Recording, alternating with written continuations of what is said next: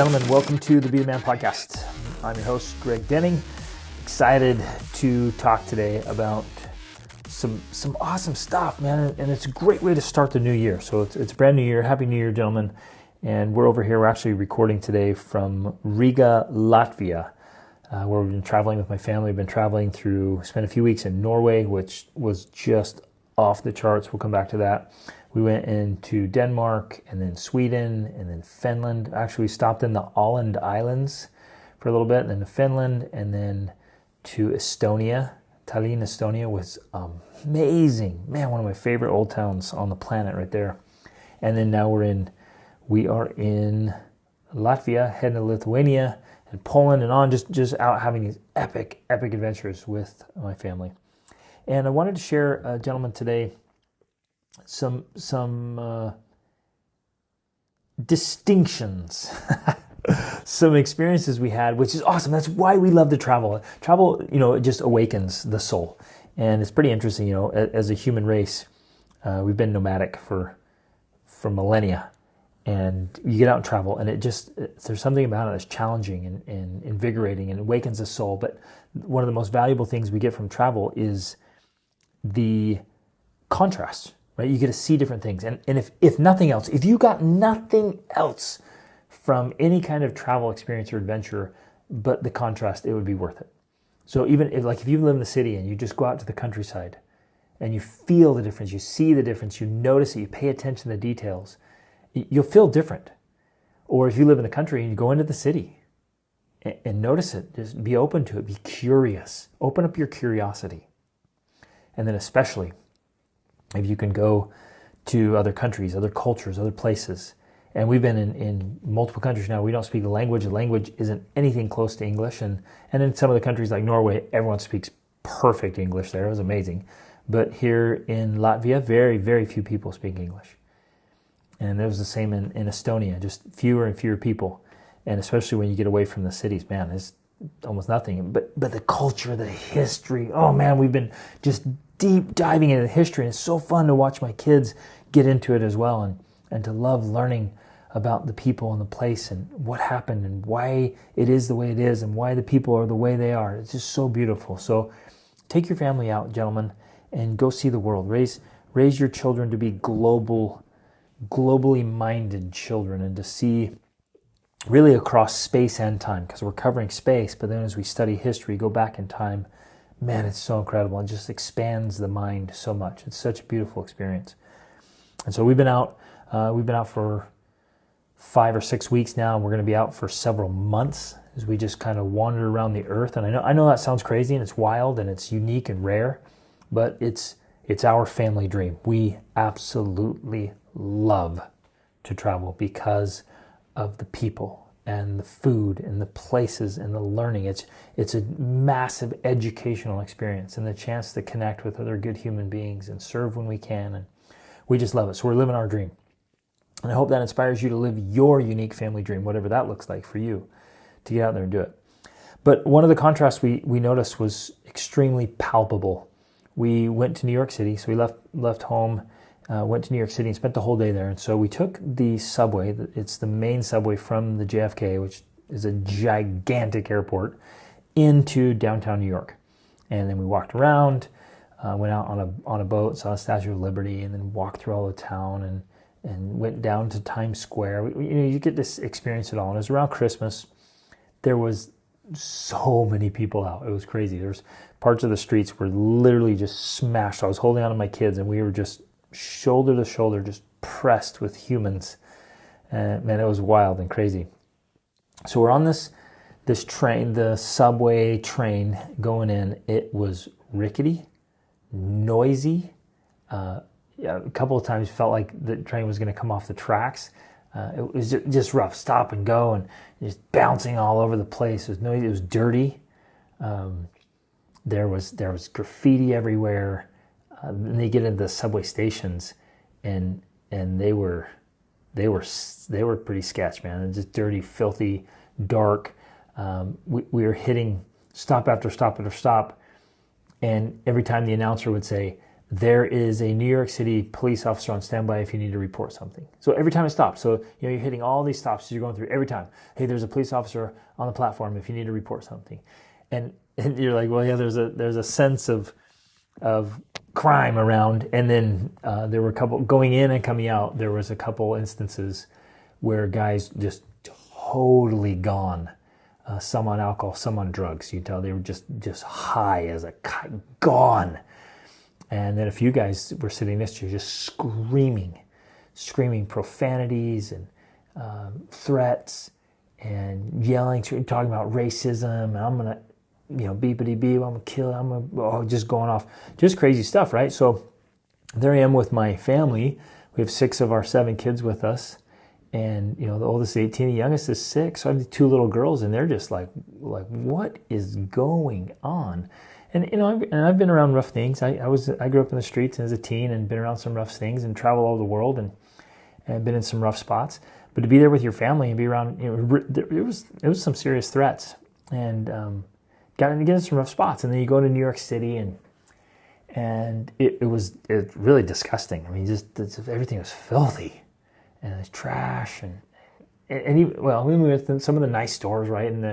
But you see it all, like the bling bling. Times Square was like just all it is, just this massive marketing section. It was really interesting. I mean, it was fascinating. I like going to New York. It was fascinating, and just this, interacting with people and the place and again the whole experience. You're going there for the experience, right? And it was really interesting. So then we hop on a flight. We overnight into Oslo, Norway, and then we land in the airport, and it's pristine. Clean, quiet. There was a section of the airport, I walked over there, it was as quiet as a library. And they had these beautiful desks set up where you had the cubicles and you could plug in your laptop and there were people there working. And some guy, he was quietly watching the World Cup and he like shouted out when they scored and everyone looked over like, oh, you're making noise, right? But it was just quiet. In an airport, international airport, it was amazing. And everything was so clean and neat and quiet and respectful. And the seats, there's plenty of seating, and it was all like really comfortable seating. And then they had like longer ones where you could like lay down and take a nap. It was incredible. And then we get off, we take the main subway the train from the airport into downtown. So we're essentially having the same experience we just had, right? Going from a major international airport into downtown. Now I realize Oslo's much smaller than New York City, but the train was silent. Like there was no noise. It was smooth. The subway stations were just super clean, open, tons of light, no graffiti. The chairs were very comfortable. There was space for everybody. Everyone was cordial and kind and friendly and helping others on and courteous. There was no smashing or pushing or jostling. There was no foul language. There was nobody screaming or yelling. And there was no signs. The whole time I was in Norway, and we traveled over the entire country for 3 weeks, covered thousands of miles. I didn't see any drugs or drunkenness. And I would go out running too. I would run all over the cities where we were. We took trains and subways and boats everywhere and flights. I mean, we covered some serious ground. Didn't see any of that. And my kids pointed out they felt it. They're palpable. Like we walk on, they're like, wow, look at this train station. It's so open and so light and so beautiful and so clean. And then we got on the train, like, wow, this train is so quiet and so nice and smooth. The ride was so smooth, made the stops. There people on and off quickly and efficiently. Everything was on time. And you just, almost like you just stepped up into luxury. And the interesting thing was it was so cheap. It was a tiny fraction of the cost for us to take about the same distance of a train from the main airport to downtown, as in both directions, but it was a tiny fraction in Oslo as it was in New York.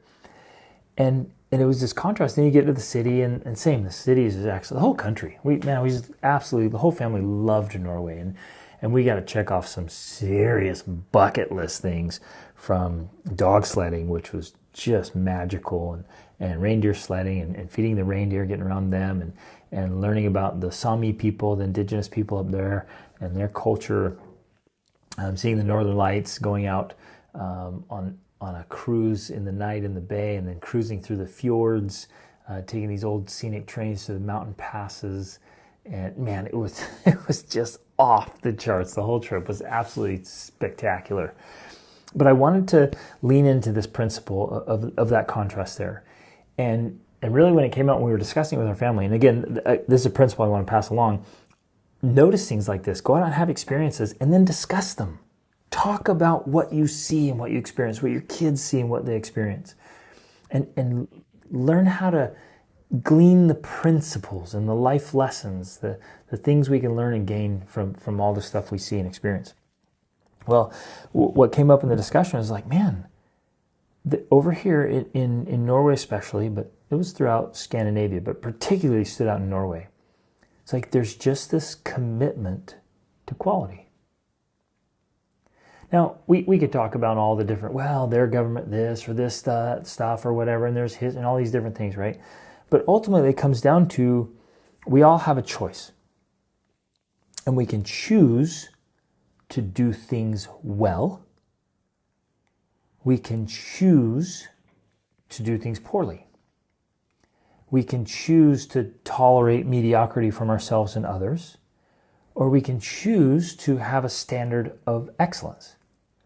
We can choose to do things in a shoddy way, just, cut corners, just try to get it done, try to hide things, sneak things, do whatever, just do the bare minimum, which is what so many people do. It's just like this, they have a commitment to do the bare minimum, as little as possible.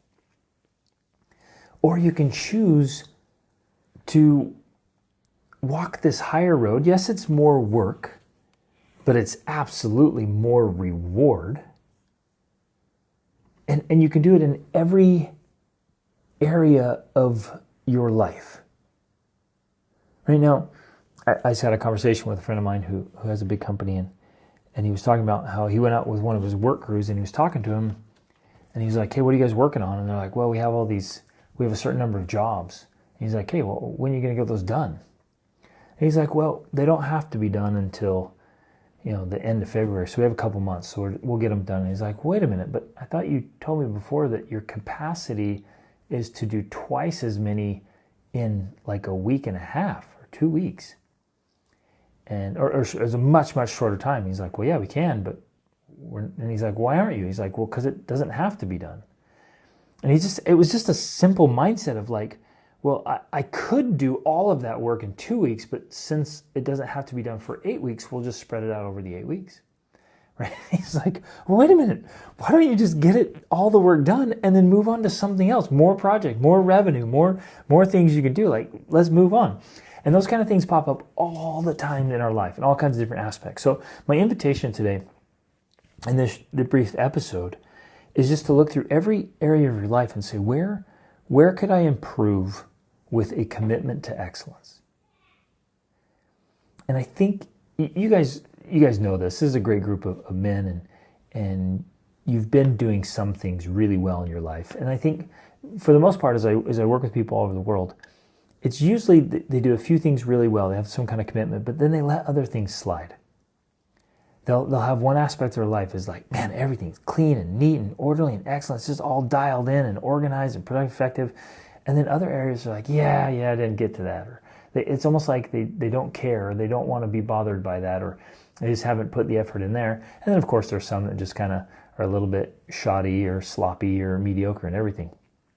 But in life, gentlemen, like I say all the time, in life you get what you tolerate from yourself and from others, from your environment, from everything.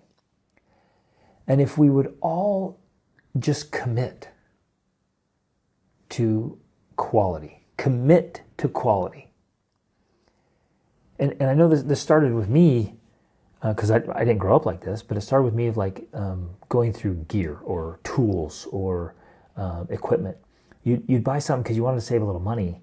And so you buy something, but then it just breaks. And so you then it just breaks, and you buy it again, you buy it again, you buy it again. It actually, so cheap, it becomes really expensive because it keeps breaking and it's frustrating, it's irritating, it doesn't work, it doesn't do what it's supposed to do, right? And so finally, I got to try some higher quality gear. And I think I actually ended up getting some used gear for cheap somewhere. And that was my like first exposure and experience to really expensive good gear. And I was like, whoa, this is a totally new level of awesome. And so then we slowly, it was unfortunately, it was a long transition. I wish I had had a mentor or coach to say, look, no, the sooner you invest in quality, like the longer it lasts, the better it'll be. And so then I started buying quality things. And I still have things I bought in my early 20s, like especially like outdoor gear, adventure gear, backpacking gear, camping gear, things like that just super high quality, and it still works great, and I still use it all the time. Like my all-time favorite sleeping bag, I think I bought when I was, what was I? I think I was 19, man.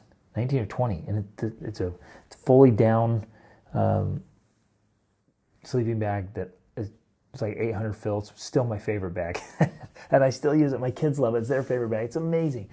And so, and I have a belt. I'm wearing a leather belt that I bought like 20 years ago.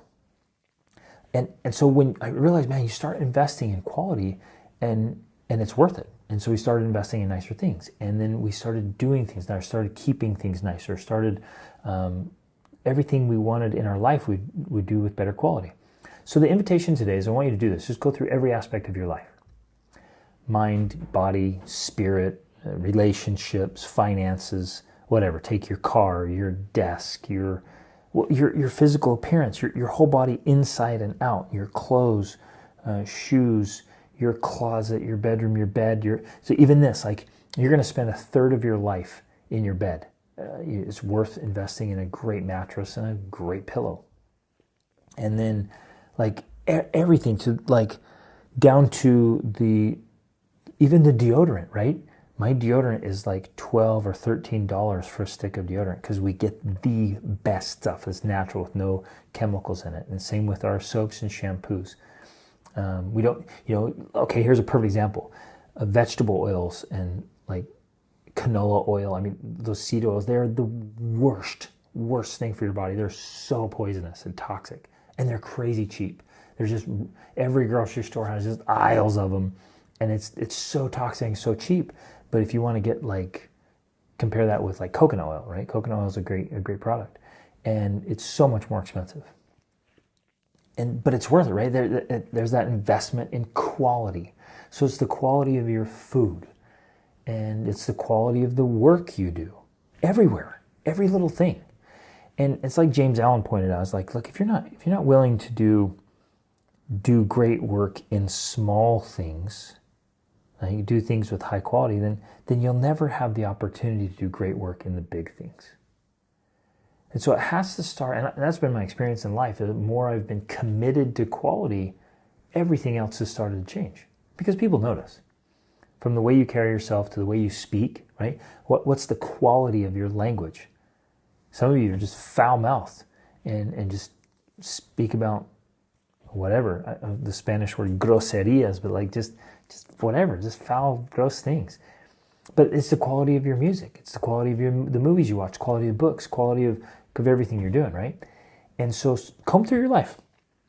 Go through your marriage, each of your relationships with your kids, how you spend your time, the quality of the apps you have on your phone, the quality of the conversations you have with family or friends or colleagues, the quality of your treatment with your patients, your commitment to quality in how you deliver the goods with whatever it is you do, your commitment to quality with your financial situation.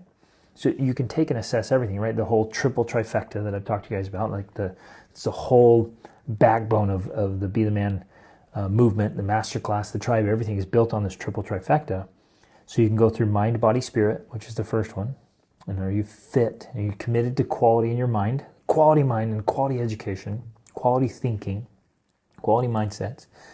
Are you committed to quality in your spirit and your spiritual connection and your practices and your values, like high quality values, gentlemen? Are you committed to quality with every aspect of your body, like I just mentioned? Then the second trifecta is family, and that's your marriage, your parenting, your family legacy. Are you committed to absolute quality in your marriage? Examine that. Examine every aspect of that. How you interact with each other, how you serve each other, how you understand each other, yourself and your marriage. How are you dating and courting and serving and loving? Are you patient and tolerant and helpful? Are you studying it? Are you going out regularly? You guys have, are you getting away? Like I have already on our calendar for this year, we have romantic getaways for my birthday in Warsaw and for our anniversary I think we're going to be where are we going to be? I think either, we're going to be in Istanbul, and then for our anniversary, I think we'll be in Jerusalem, and then we have a family trip to Scotland. I mean, so I already have 3 or 4 romantic getaways planned with my wife, and we get away all the time, and we go on dates all the time. Like I try to do 2 dates a week if we can, or more, right? But like, are you committed to that quality relationship, and then the quality of the relationship with each of your kids? And I'm talking real, true quality, not checking the boxes, not going through the motions, not a little bit better than the neighbor, but like genuine, true quality. Are you committed to that? And does it show? Is it palpable? Is it obvious? Does everyone you and they and everyone that sees it notice, like, man, that's a commitment to quality and your family legacy? Are you committed to quality in your family legacy? Or are you just kind of doing what you've always done and doing what your parents did or doing what the people around you do? And do not base your life and your family legacy on what most people do, because what most people are doing is another manifestation and definition of mediocrity. It's doing what most people do. It's average, right? And you do not want average results, especially with a family legacy. Are you committed to quality in your family legacy? And then the third trifecta is finances. It's your income. Are you committed to quality with your income? Your expenses. Are you committed to quality with where your money goes and how you manage it? And investments. Are you committed to quality in your investments? And the quality of each investment, but also the quality of life in the whole thing of investing, saving and investing. Like, are you moving your life forward and your legacy forward financially with high quality? And your friendships. And again, all of your interactions, your engagements online. How are you online? Some people get online, they're absolute monsters, especially if they have some kind of alias or some kind of, they can hide behind some fake name or something, and they just are absolute trolls. Man, it's terrible, and it's embarrassing, and it's pathetic. That is pathetic. What about your engagements and your commitment to quality with all your interactions, just with strangers? Okay, here's the next level, fellas. How you handle difficult people. Are you committed to quality of your interaction when things are challenging? Or how about, gentlemen, when it's inconvenient and uncomfortable? See, that's the real mark of manliness right there.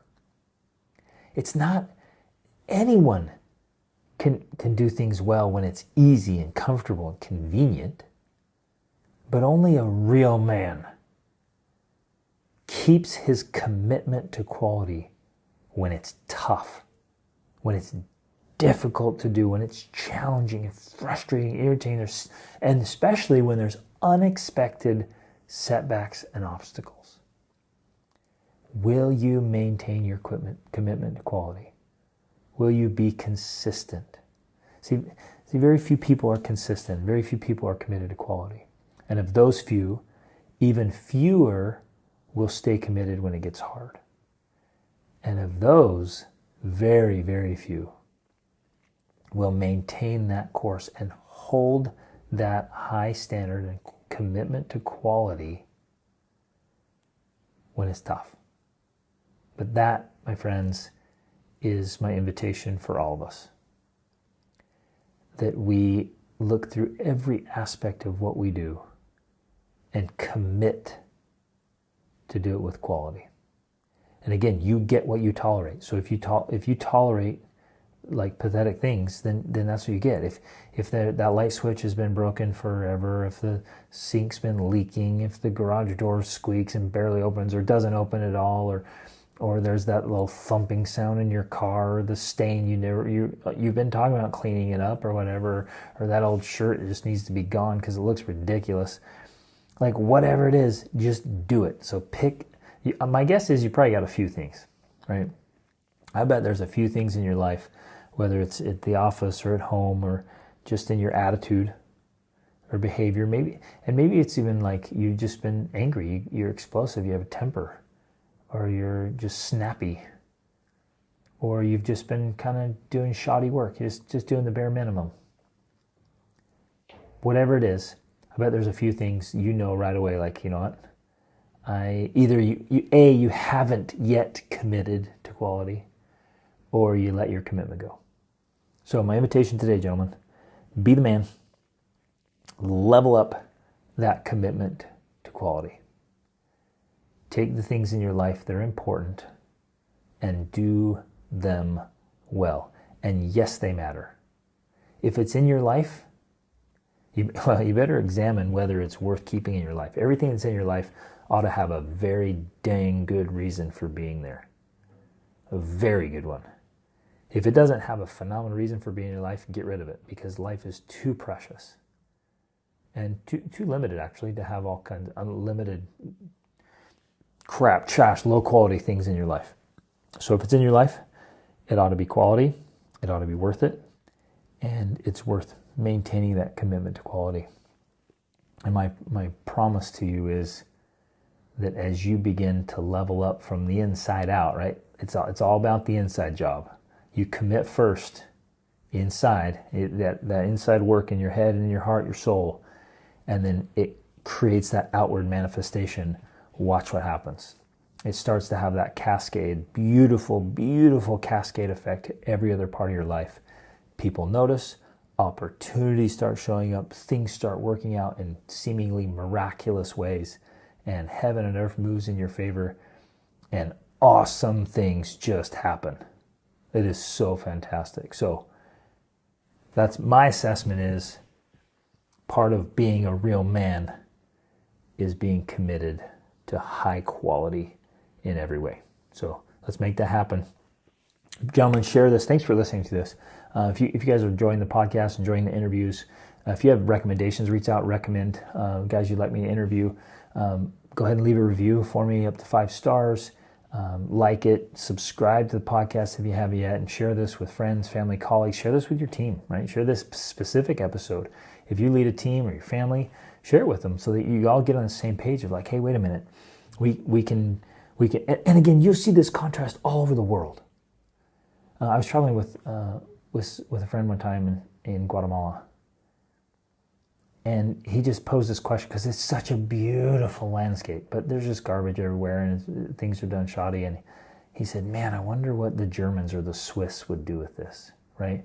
And it was such a cool contrast. And every time I go back to Guatemala, I think of that.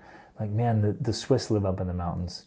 And if you took all the Swiss people and you transplanted them to Guatemala, Guatemala would be an absolute paradise. It would look like a postcard within just a few years. And if you took Guatemalans and you took them over to Switzerland, unfortunately, sadly, Switzerland would look like a trash hole in just a few years or less. And again, I'm not faulting a lot of them because they don't know any better. It's literally a lack of education. But somebody's got to say, hey, let's raise the quality of education. So it raises the people, and raises the standard. And people have to step up and be community leaders and say, hey, we're not going to tolerate this. Everyone here in this neighborhood, we all need to speak well and treat each other nice. And we all need to paint up our houses and make it look nice. And nobody's going to throw trash around here. Because there's going to be consequences for that. And we live better than that. We're going to raise our standards. So we lead out and we lift and lift and lift. And we raise standards. Now, it's not, you don't do it like stinking HOA. You guys know this about me. I hate HOAs because they're doing it the wrong way, right? It's just somebody just anal and upset and ornery and doesn't have any real purpose or meaning in their life and running around and just and they're finding people, and it's the wrong way to do it. It's not a commitment to quality. right? So there's a way about going about it. And as you lead with this in yourself and your family and your team, lead the right way. Lead. Don't manage, don't beat, and don't punish or manipulate. Set it by example and inspire people so everybody wants those things. They want excellence. Inspire them to commit to high quality. But let's make this happen in our lives. Take action on it. Gentlemen, get after it right away. And as always, be the man.